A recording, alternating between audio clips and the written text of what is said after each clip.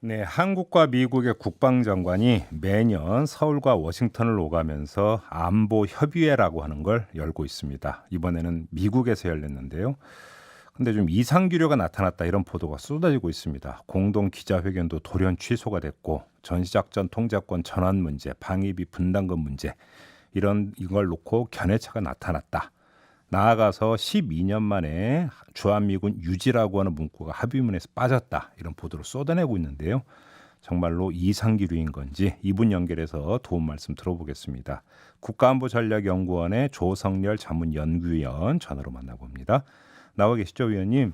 예, 안녕하세요. 네, 이상기류라고 봐야 되는 겁니까? 저는 뭐 꼭 그렇게 보지는 않습니다. 이것은 한미 간의 문제로 발생했다기보다는 네. 전반적으로 지금 중국의 부상 또 미국의 여기에 대한 대응 이 과정에서 미국이 전반적으로 해외 전략, 대외 전략을 이제 재구성하는 과정에서 네. 이런 부분들이 이제 한미 관계에서 표현됐다 이렇게 생각을 합니다. 근데 일단은 지금 국내 언론에서 그런 식으로 계속 보도를 쏟아내고 있는 몇 가지 정황이 있지 않습니까? 일단 첫째, 공동 기자회견이 돌연 취소가 됐다. 이 점을 강조를 하던데 이건 어떻게 봐야 되는 겁니까? 예, 지금 한미 연례안보 회의가 지금 22번째 열린 건데요. 네. 처음이라고 얘기를 하고 있습니다. 예. 그래서 약간 이례적인 건 사실이고요. 음흠. 다만 이제 그 자료를 보니까 금년 8월 이후 미국 국방장관이 10여 차례 외국 그 관계자들과 회담을 했는데 네. 그때 한 번도 이제 기자회견 안 했다고 합니다. 아, 그래요? 그러니까 지금 우리도 당연히 할 거라고 예상을 했던 것 같은데 네. 미국 측에서 아마 미 대선을 앞두고 있기 때문에 음. 좀 민감한 부분들에 대해서 쟁점을 안 만들려고 아마 그 취소를 요청한 게 아닌가 싶습니다. 이게 그럼 이제 기자회견이 딱 열리면 미국 기자들이 그 한국 국방장관과 회담한 내용만 물어보는 게 아니라 뭐 이제 국내 정치, 대선 문제 이런 거 막 물어볼까 봐. 예, 우리도 보통 그렇게 많이 하지 않습니까? 원래 예. 취지대로 물어보는 게 아니라 기자들은 네. 다른 전환들을 물어보니까 네. 입장이 곤란하니까 아마 음. 취소한 것 같습니다. 이견 때문에 취소한 게 아니다 이런 말씀이시네요. 근데 자 전시작전 통제권 그 전환 문제 있지 않습니까? 지금 예, 예. 문재인 정부에서는 임기 내에 그러니까 2022년까지 환수한다라고 하는 일정표를 세웠는데 요번에 보면은 특정 시한을 정해서 전환을 하겠다는 건 위험하다. 이게 미국 입장이라고 한다면 이거 좀 일정 어그러지는 거 아닌가요? 예, 원래 전작권이 2012년 4월 달에 전환하기로 됐다가 네. 연기돼서 2015년 12월, 근데 또 한 번 연기돼 가지고 네. 이제는 이제 시기를 못 받게 되니까 약간 그 신뢰 문제가 생깁니다. 네. 그래서 조건에 기초한 전작권 전환으로 이름 바꿨어요. 바꿨는데요. 예. 근데 이 시점을 이제 그 당초 대통령 공약 사항은 임기 내이기 때문에 내년 연말까지인데 네. 지금 한미 간에는 이제 그 조건이라는 걸 붙여놨기 때문에 음. 용어를 다시 바꿔서 빠른 시기 내에 한다 이렇게 됐습니다. 예. 그래서 우리가 빠른 시기라고 하는 것은 문재인 정부 임기 내라고 이해를 하고 있었는데요. 예.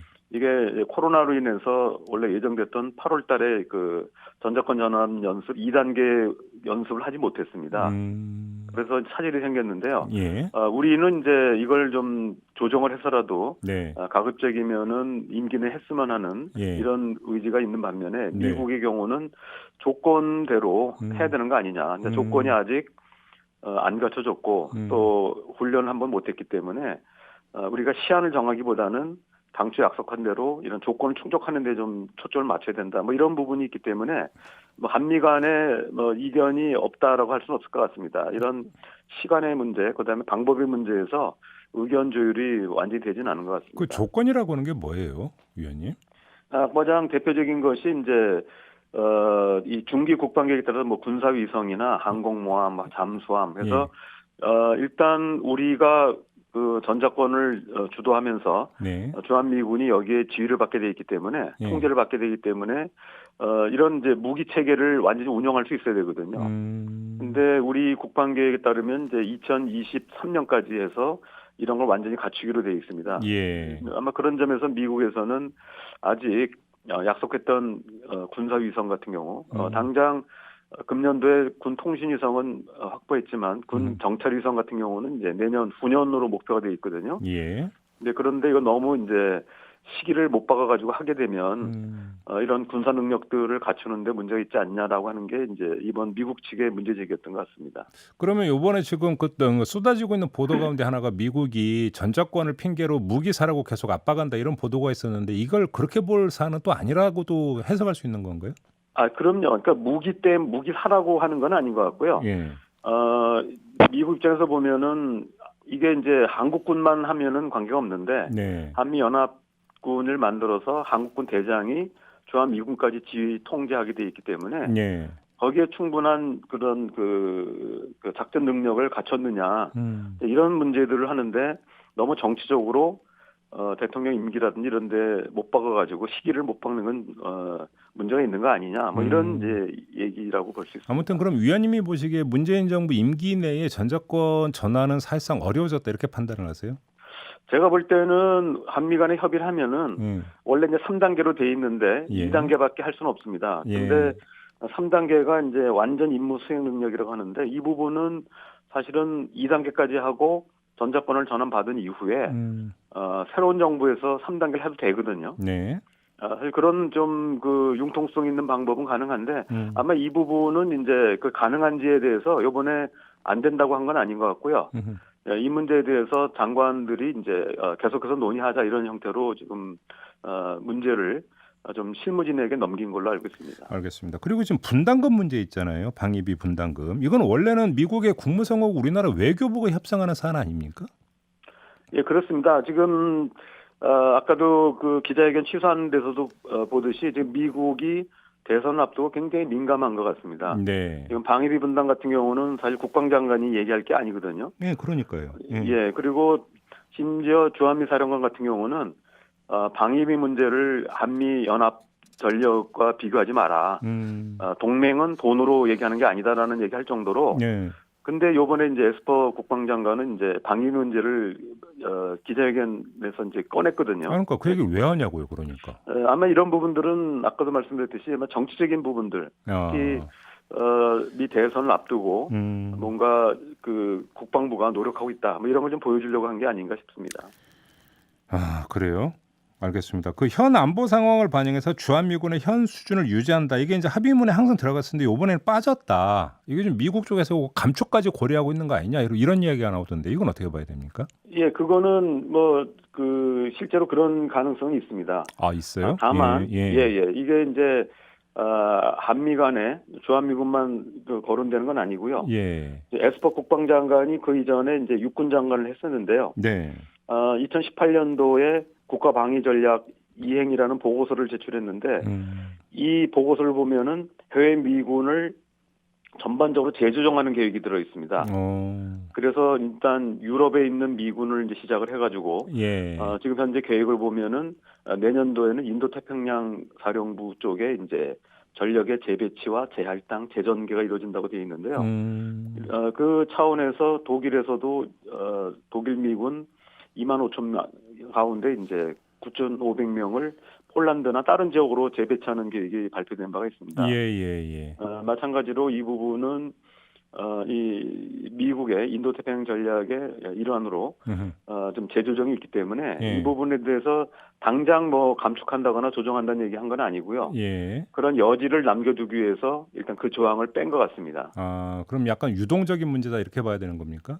예, 그 부분은 이제 지금 미 의회가 그 국방수권법에 의해서 주한미군을 28,500명 이하로 감축할 경우 의회의 승인을 받아야 된다 이렇게 그렇죠. 명시되어 있거든요. 근데 이 부분과 비교해서 본다면 지금 우리가 우려하듯이 뭐 방위비 분담 때문에 한다든지 또는 그 북한에 대한 핵카드로 사용한다든지 이런 부분들은 아니라는 거고요. 그 부분은 이제 의회가 승인할 리가 없고요.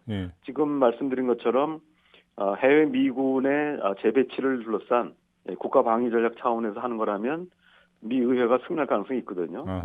그런 가능성은 이제 열려 있다고 보고요. 그런 면에서 이제 일부에서 뭐 정적으로 해석하는 거는 옳지 않다고 보고 다만 실제로 이제 그 가능성은 열어놨다 이렇게 볼 수 있을 것 같습니다. 알겠습니다. 좀 다른 문제 좀 꼭 다른 문제만은 아닐 것 같은데 지금 서훈 청와대 안보실장이 미국 방문 중이지 않습니까? 지금 들어온 속보에 따르면 폼페이오 미 국무장관 만나고 나서 화원들하고 만났다고 하는데 서훈 실장의 지금 미국행의 주된 목적이 뭐냐 이게 관심사인데 종전선언 때문이라고 봐야 됩니까?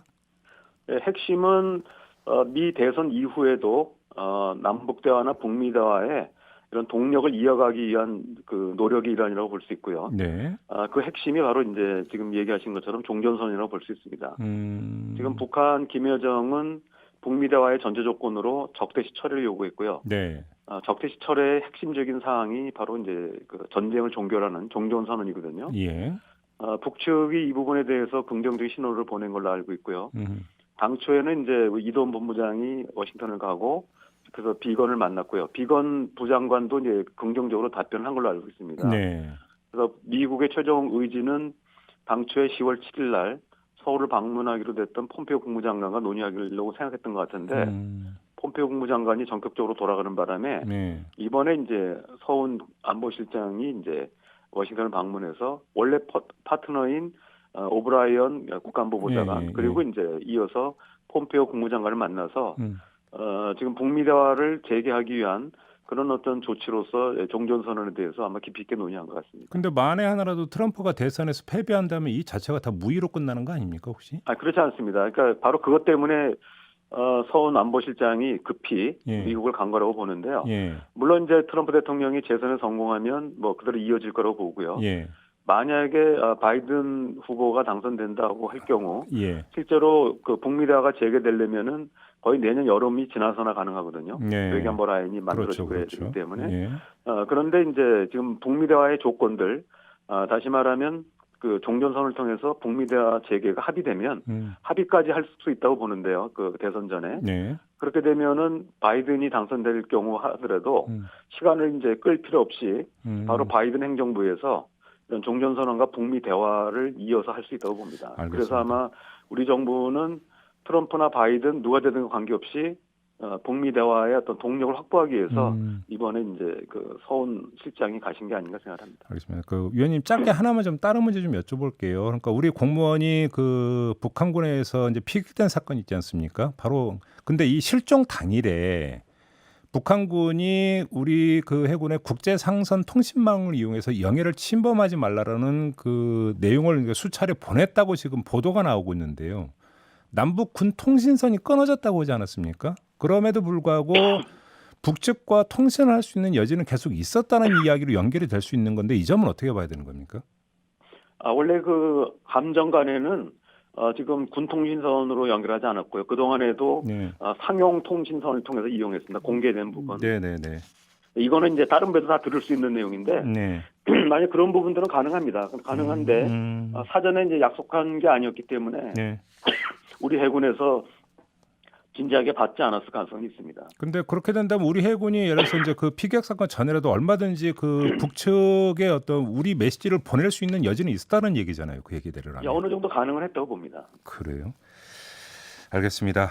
자, 말씀 여기까지 드릴게요. 고맙습니다, 위원님. 예, 감사합니다. 네, 지금까지 조성열 국가안보전략연구원 자문연구위원이었습니다.